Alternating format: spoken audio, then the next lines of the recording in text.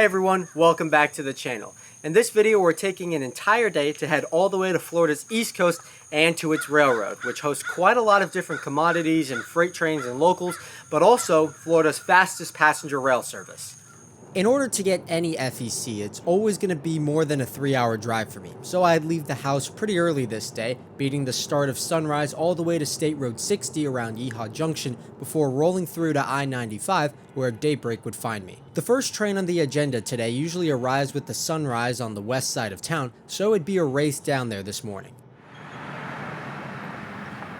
Hearing our first train of the morning call the dispatcher to leave Fort Pierce and head on to the K branch, I drive into town from the west and set up with plenty of time to spare at my first spot of the day. It's just after 7 a.m. now, and the golden sun has begun rising over the tall forest of Florida pines and palmettos that make up much of the scenery around here. I'm here for FEC local train 928, a daily local that serves the K branch, which are the rails you're looking at now.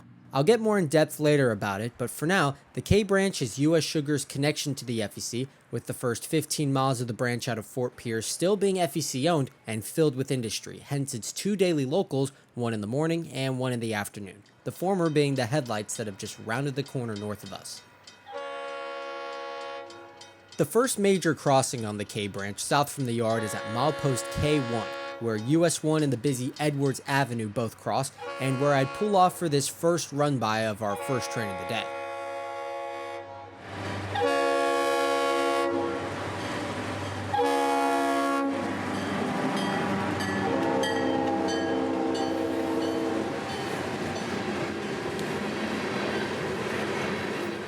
FEC 511 would be the power for this local, a locomotive I'd be very excited about as it's one of 3 remaining hurricane-painted engines that FEC operates.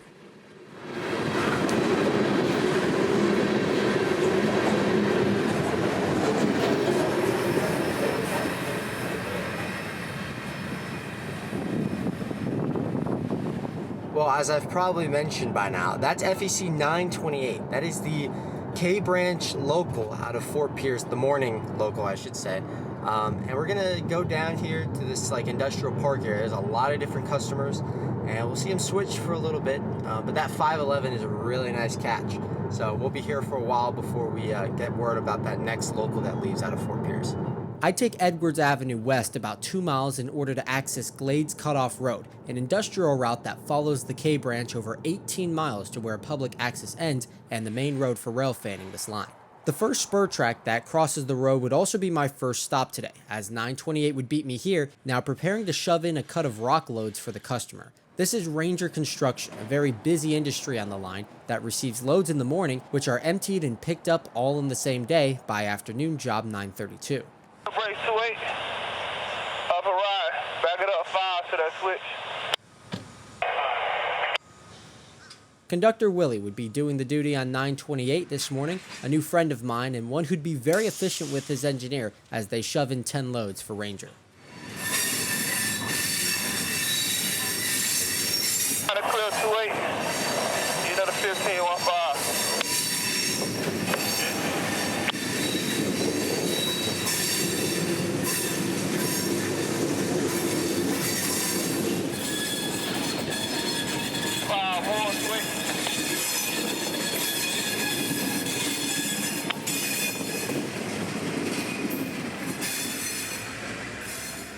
A couple minutes would be all that Willie would need to set a few handbrakes on this cut, now in the industry's trackage, before dialing up the radio codes to set the crossing gates in motion to halt traffic for 511 to reverse back to the main line where the rest of his train would be waiting for him.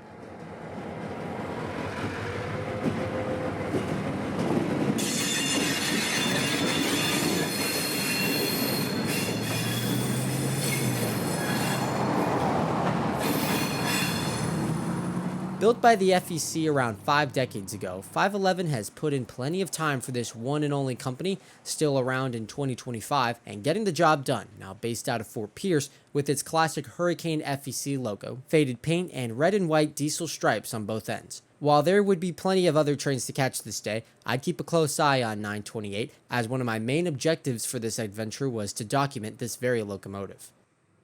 With 928 continuing down the K branch with another couple hours of switching ahead of him, I'd meander into Fort Pierce as I knew FEC 920, another morning local, would soon be departing the yard.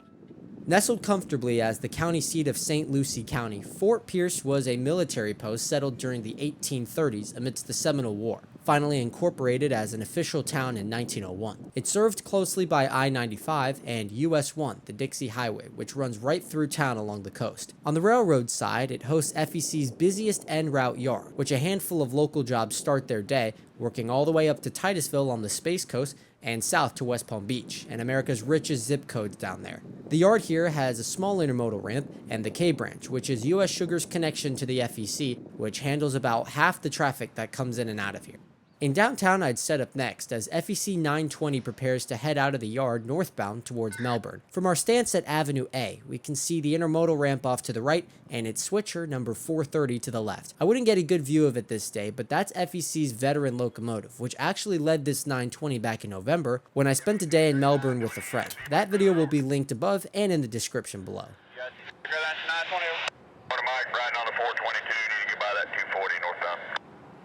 After getting track authority past a work zone a bit north of us at milepost 240, 920 would have the West Main to himself as a southbound Brightline approached from the north.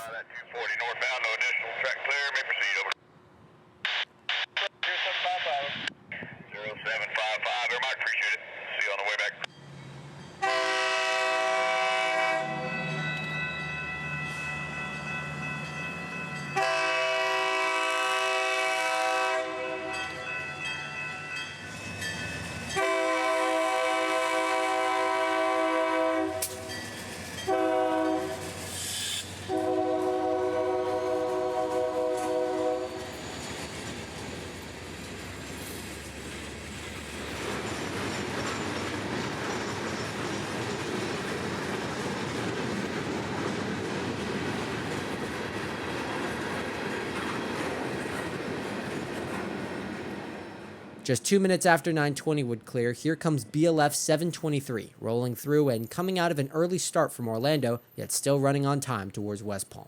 105, clear 4 Pierce, hot rail going, southbound East Main, 40 PH, approaching 4 Pierce here.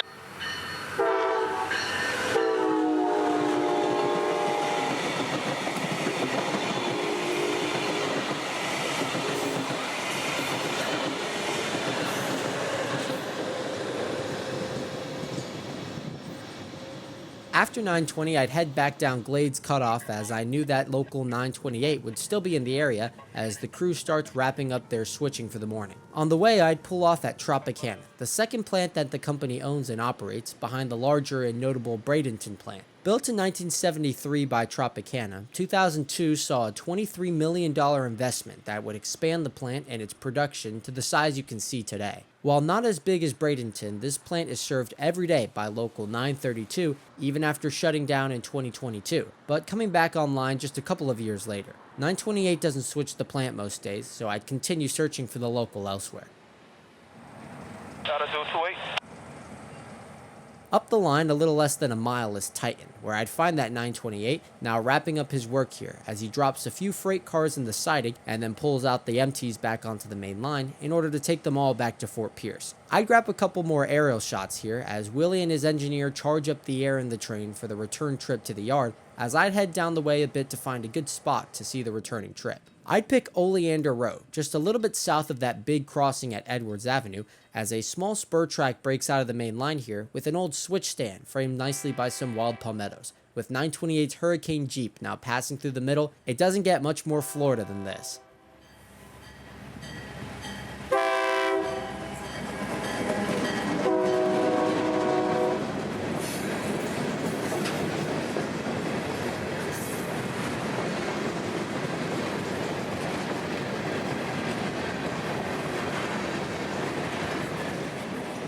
.928 would have to slow down quite a lot as they'd wait to get permission into the yard, which would give me just enough time to swing around to Edwards where the light wouldn't be favorable, but at least it wouldn't be so shaky.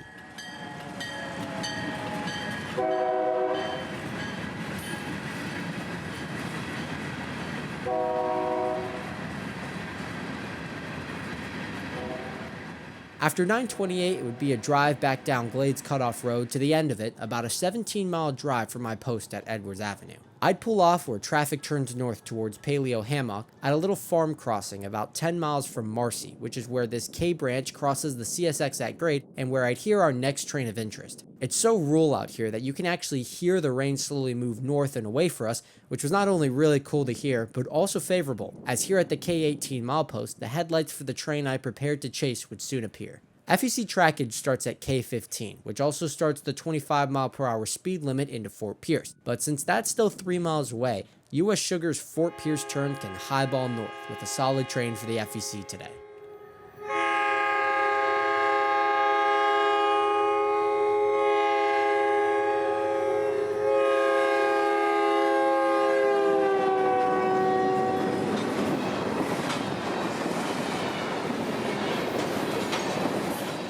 On point this morning would be USSC 6323, an SD40-2, painted in US Sugar's yellow paint scheme and my personal favorite. West of I-95 on Glades Cutoff Road, there's barely any traffic other than the occasional dump truck, and even that's not an issue, as when they do 30 and a 50, the entirety of the road is a dotted line with pretty much no oncoming traffic. I'd leap ahead of the train at Dairy Feeds, one of the many customers on this southern portion of FEC trackage, and a stop for today's 932 local. The company receives loaded hoppers with grain and corn, which is distributed to the plethora of farms in the area that cover thousands of acres with their business. A small siding breaks out of the main where the spur branches to the east, neither of which would be used now as our train rumbles north on the main, with track authority all the way to Fort Pierce.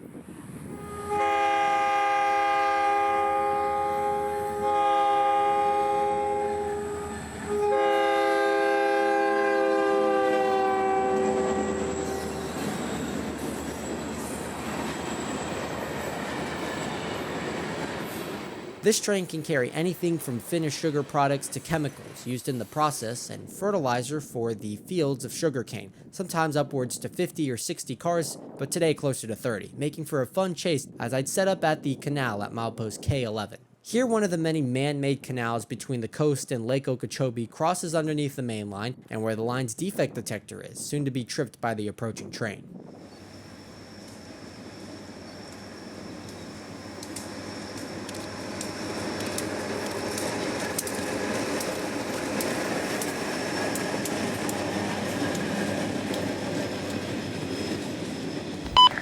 FEC Equipment Defect Detector. Milepost 1.1. No defects. No defects. Total axle 1.4. End of transmission.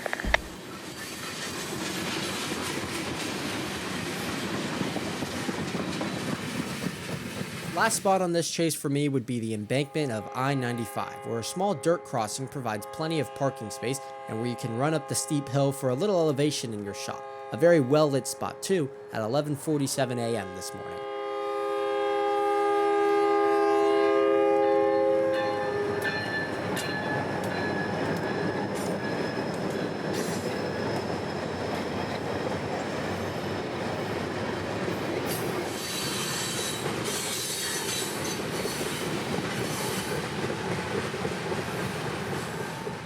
Since the traffic past I-95 gets a lot heavier, I knew chasing would be hard enough to get into town, and since I got all the shots I wanted for this train, I'd head into town leisurely to grab some more gas and some lunch at a local sandwich shop.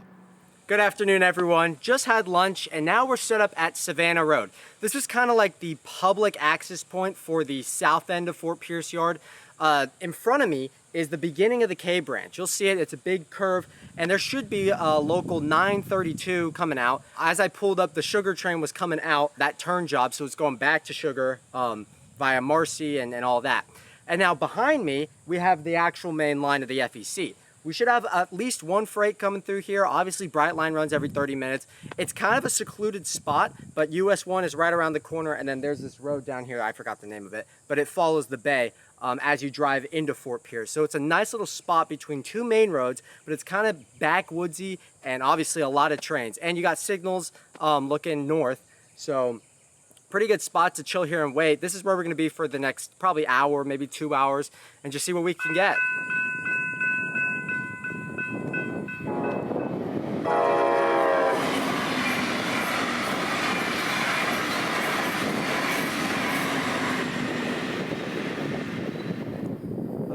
Brightline I was talking about. As I said, Brightline trains run by here every half hour, with the southbound flying past at 1:35 p.m. at 79 miles per hour. From the south end of the yard here, Brightline can notch it up as the speed limit increases, ultimately capping at 110 miles per hour, something we'll see later in the day. Like I said, Savannah Road is like the south end yard shot if you prefer to stay on public property, and where the K branch begins. I really like this spot, as there's signals called Fort Pierce just to our north, and a control point called White City to our south, and since FEC crews now call out indications like CSX now, you have ample warning of trains from both directions as long as you have a scanner.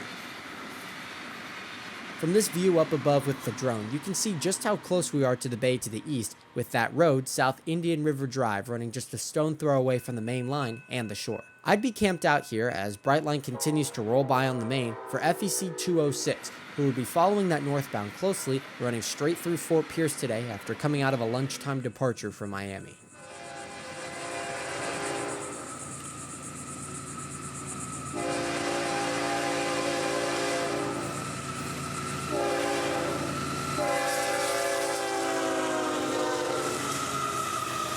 Northbound East Main Track, 55 mph. With all rock out of Miami, 206 would be a nice catch, although those blue Grupo Mexico GEs are not very desirable compared to the red and yellow Champion scheme, a livery that the railroad is sadly slowly phasing out.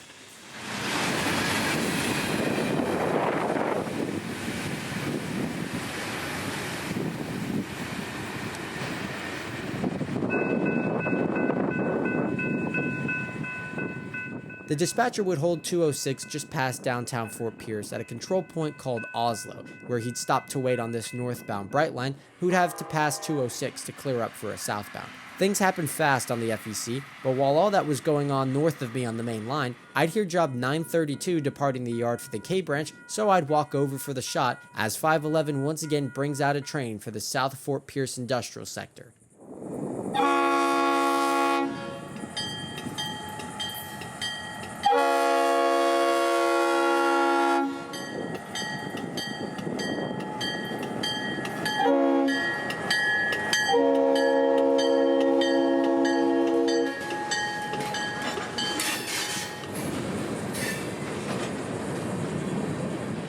This is that local that will pick up cars that 928 dropped this morning and switch out Tropicana, now seen in some very nice afternoon light at 3:15 p.m.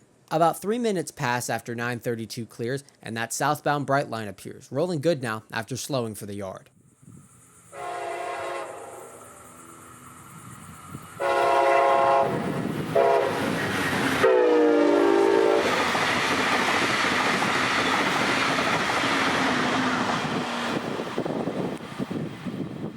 I'd move down the road a bit on South Indian River Drive to Midway Road and the next crossing south from Savannah. That's the control point White City, where the yard lead begins and also where a high green would show for another southbound Brightline, doing upwards of 90 miles per hour on the West Main.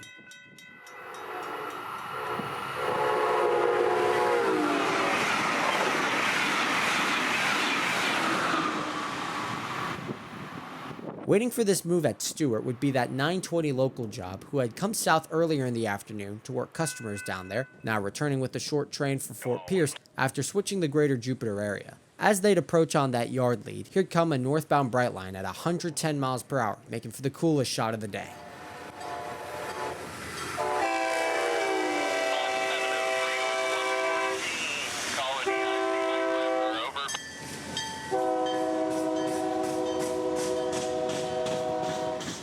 Now about 5 p.m., the sun would be out good, which would send me back on the road southbound towards Stewart. The Bayside Drive would be a treat this lazy Thursday afternoon, as you pass coastal homes with personal docks and piers just feet away across the empty road. After a few miles along the coast, you'll be prompted to head west on Walton Road across the Savannah Preserve State Park, which hosts a large swamp home to many native species.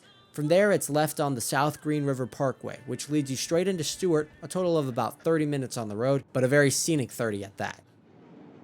At Stewart, the main attraction is the railroad's drawbridge over the St. Lucie River, which turns into the same canal that runs from the Atlantic coast all the way to Lake Okeechobee, passing Indiantown, and CSX's very own bridge in the process. A southbound Brightline would greet me warmly, rolling south after passing a southbound freight up the line closer to Port St. Lucie. The smell of fresh seafood is in the air in Stewart, as the junction between freshwater and brackish water of the river makes it a popular fishing spot among locals. That's located just east of our post at the St. Lucie Estuary, which is also a part of the Indian River Lagoon system and hosts huge fish that bring crowds by the hundreds to the area for a taste of the local catches after a quick sear on one of the many Bayside grills. US 1 is built right over the town, although it descends just past the drawbridge, alleviating much of the traffic in town, for a more laid-back road system and one that's very walkable. It's not laid back for the railroad, however, as the bridge here is a single-track structure with the double track singling up on both ends, making for a lot of congestion in the busy rush hours along the main line.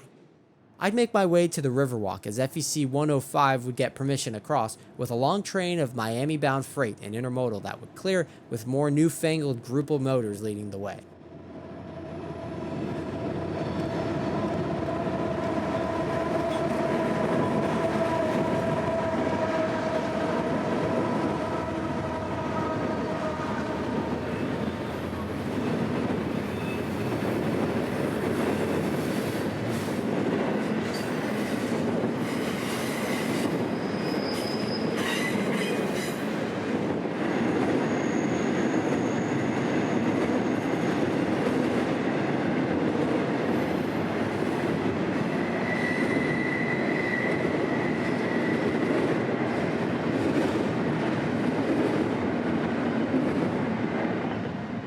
On the north side of the river is a sharp 90-degree curve, one that's popular among photographers and a spot I'd check out and test with the approach of a northbound Brightline.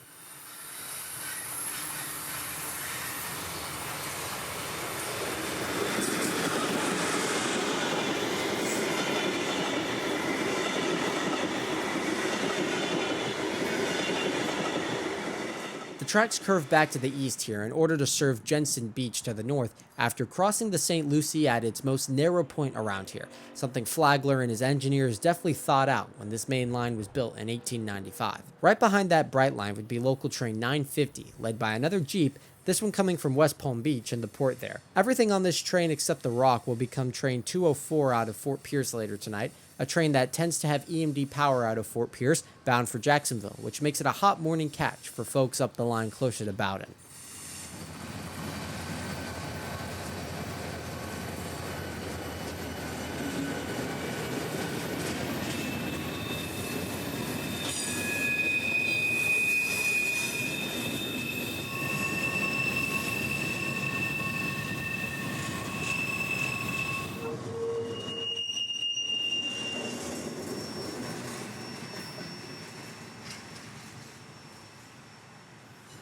Alright, so I've relocated from the bridge. I'm now just south of downtown Stewart.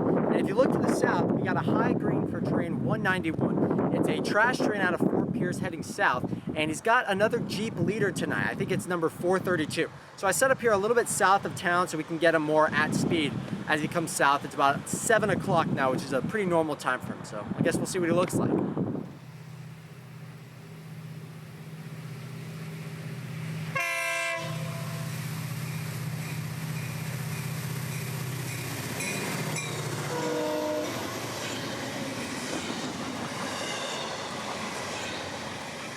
He'd be looking pretty good tonight, with FEC 432 leading the way and a bunch of trash for Miami in tow. This is a newer train on the FEC, and one that didn't even exist when I last visited the area in January, but one that's quickly becoming a favorite, as a sunset train through West Palm, which is where I'd be heading next.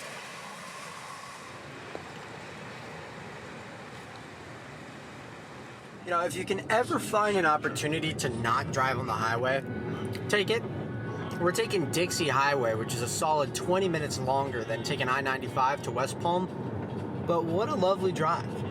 Honestly, for a Thursday afternoon, evening, I should say, it's not only pretty empty, but you just go through little towns and you parallel the tracks, and it's just way better than sitting in traffic, even if it's quicker to do that.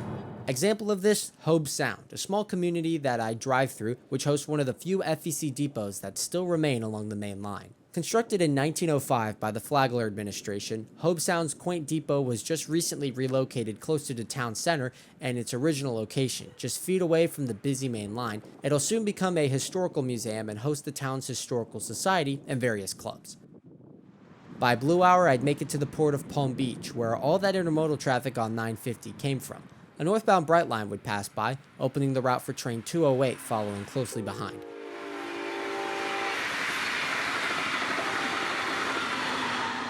However, I would be losing light quickly here, and with West Palm Beach's well-lit downtown just about 10 minutes away now, I'd opt to risk it and head down there first. I'd pull off into one of the few parking lots that doesn't require payment and walk across the busy Quadrille Boulevard to Gardenia Street, my favorite spot here in West Palm, as the road has been closed for the past few years due to construction on the other side, making it a very good spot to sit and wait away from traffic. There'd be no waiting for the next train, however, as I'd have about 5 minutes to set up for train 208 with freight and miscellaneous commerce out of Hialeah for Jacksonville, picking up more at Fort Pierce with our first champ leader of the night.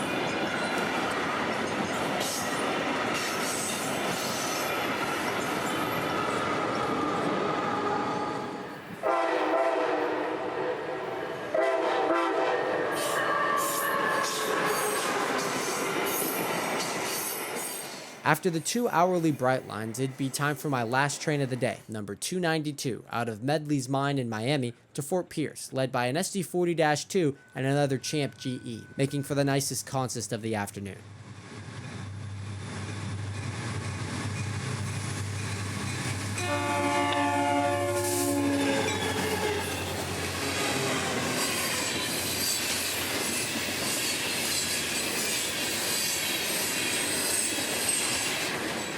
After 292, I'd call it, as I had some other plans later in the night, and the tracks would be quiet after 292. Thank you all for watching this one. I hope you guys learned something new, or at least got acquainted with this very cool side of FEC.